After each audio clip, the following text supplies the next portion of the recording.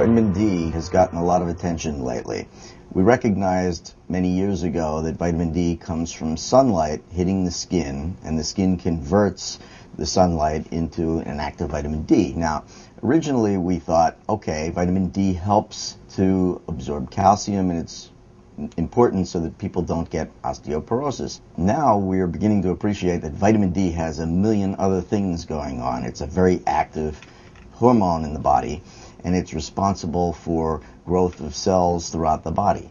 So now we appreciate that vitamin D deficiencies can lead to prostate cancer, colon cancer, probably lung cancer, multiple sclerosis. All sorts of autoimmune diseases can be made worse when there's low vitamin D. There are just a number of things, including cardiovascular effects, blood pressure, heart disease. So we now are beginning to take a totally different look at vitamin D. Now, how do we get vitamin D? You get it from food, you get it from sunlight. Well, in food, you're talking milk, you're talking oily fish. You'd need about 20 glasses of milk in order to get 2,000 units of vitamin D a day. If you're in the sun for about 15 minutes without sunblock, you can get about 10,000 units of vitamin D. So it turns out that people really north of the Mason-Dixon line become very vitamin D deficient during the winter months. And in fact, some of the original studies were done in the Boston area where vitamin D levels were established to be 20 as normal. Now we're beginning to think of 50 as normal, and a lot of people are beginning to think that people need about 2,000 units of vitamin D per day, especially during the winter months when we get very little sun exposure.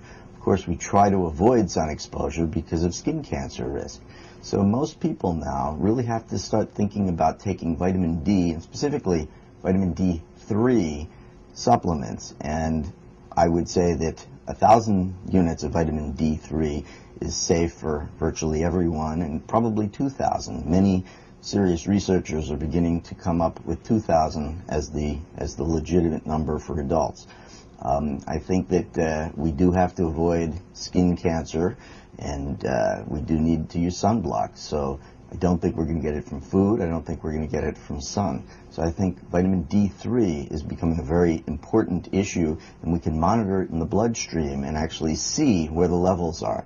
In my practice, I'm finding that almost 90% of all individuals are low in vitamin D when we check their bloods. And in people with dark skin, African Americans, it's even lower because the skin does not convert the sunlight into vitamin D3 easily in dark-skinned individuals. So this is a really critical issue that is starting to gain prominence in the national media, and the sooner the better.